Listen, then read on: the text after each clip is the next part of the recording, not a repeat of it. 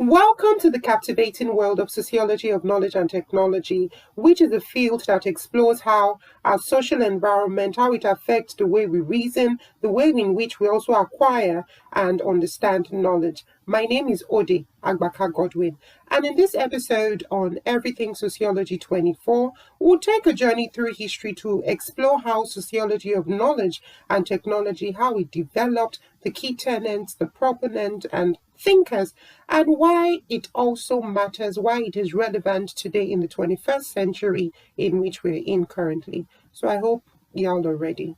The idea that knowledge is shaped by the society is not new, it is not novel, it has been there since time immemorial. Philosophers such as Socrates, Plato, Aristotle, at that point in time in the society in which they lived in, right, they questioned the nature of truth centuries ago. So, however, sociology of knowledge and tech as a discipline, as a subfield of sociology, as a distinct field, emerged in the late 19th and early 20th centuries. One of the earliest contributors or contributions to the field of sociology of knowledge and tech was the philosopher, the social thinker, Émile Durkheim. Émile Durkheim was a French sociologist or philosopher. He argued that even basic concepts such as time, such as space, and even morality are influenced by the society in which we live in. So his student, Marcel Mauss, right, we're going to talk about him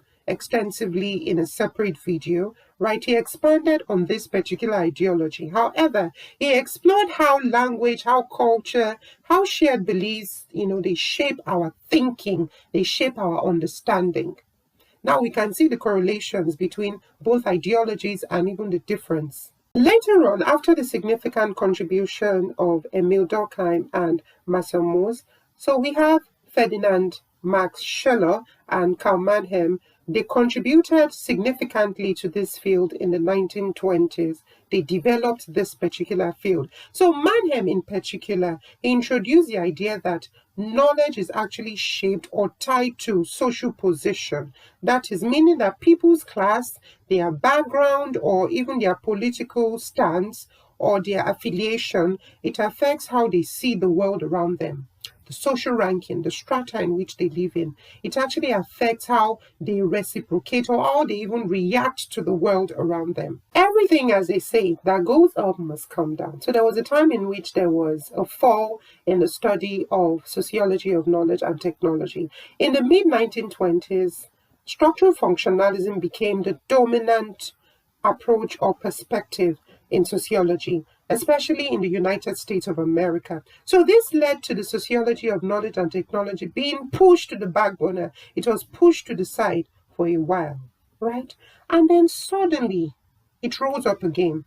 However, in 1966, listen to this, Peter Berger and Thomas Luckmann, they revived the field itself, that is sociology of knowledge and technology, with their book, The Social Construction of Reality.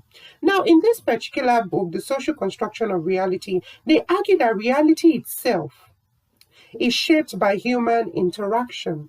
How we get to have a conversation with ourselves, our day-to-day interactions, our actions and inactions, what we consider real depends on how society defines it.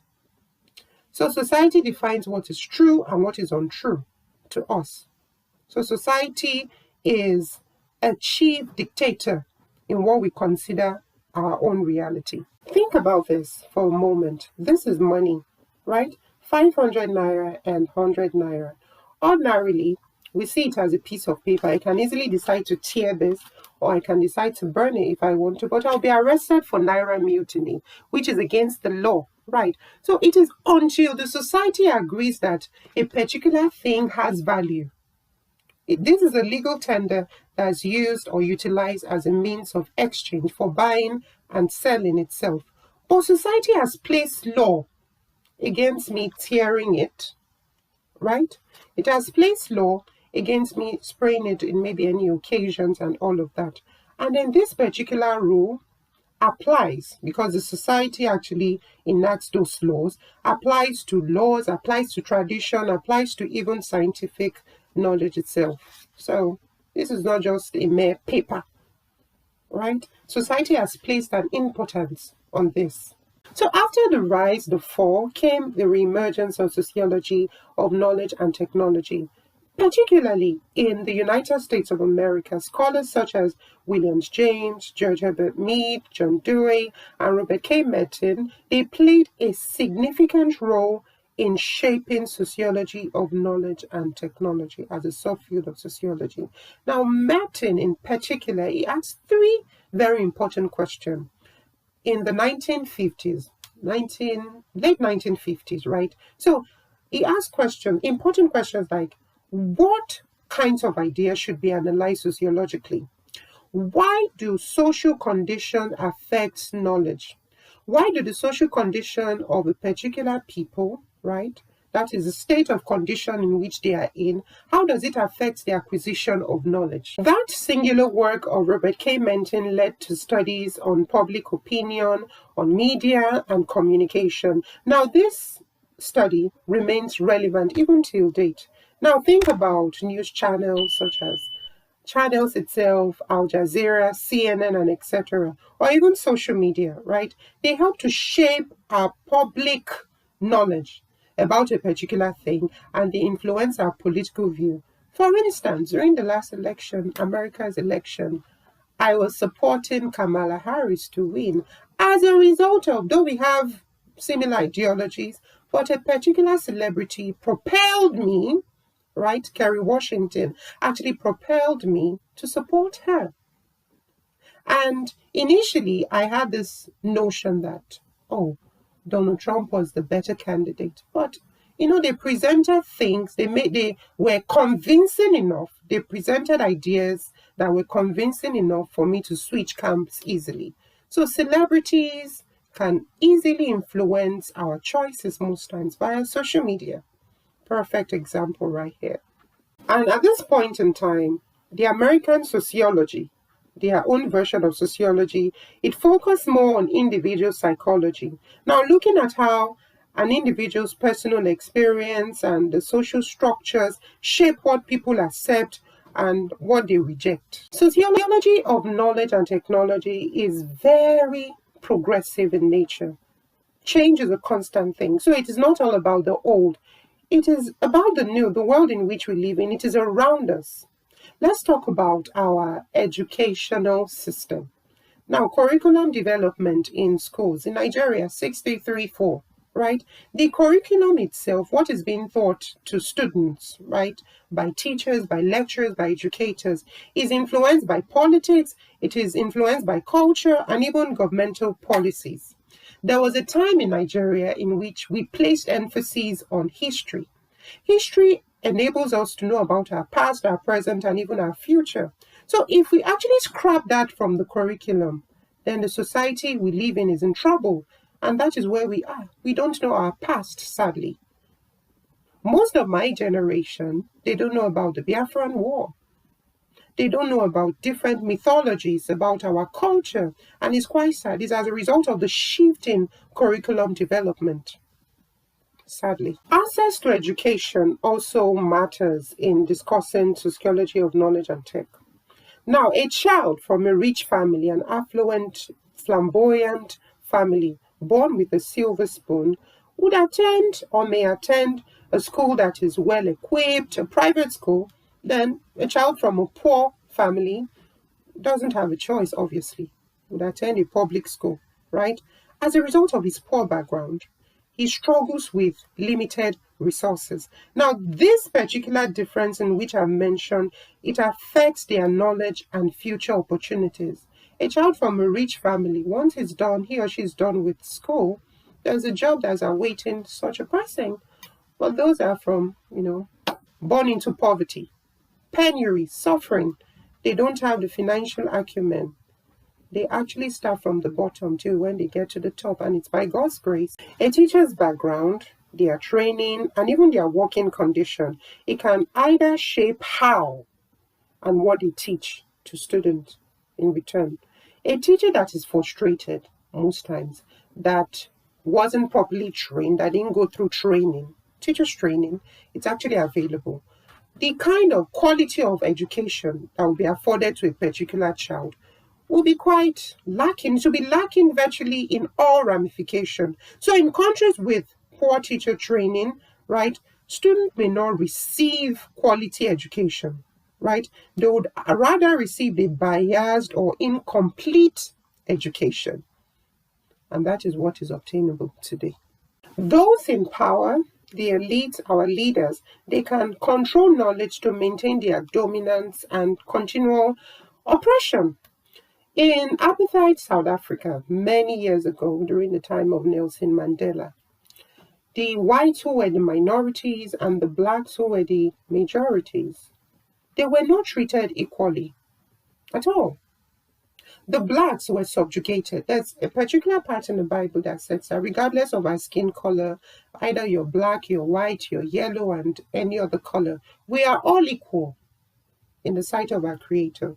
But that particular part of verse in the Bible was actually hidden from the blacks, because when a black knows the essence of their skin, you know that your heritage lies beyond your reasoning, right? Either you're black or you're white. We are equal. There's nothing that makes you special or more important as compared to another race.